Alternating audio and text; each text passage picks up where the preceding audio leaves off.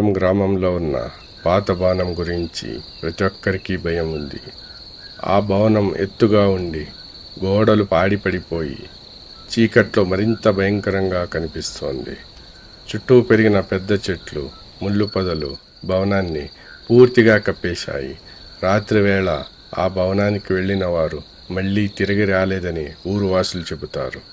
గాలి బలంగా వీచినప్పుడు ఆ భవనం చుట్టూ ఉన్న చెట్లు కదిలి భయం పుట్టిస్తాయి.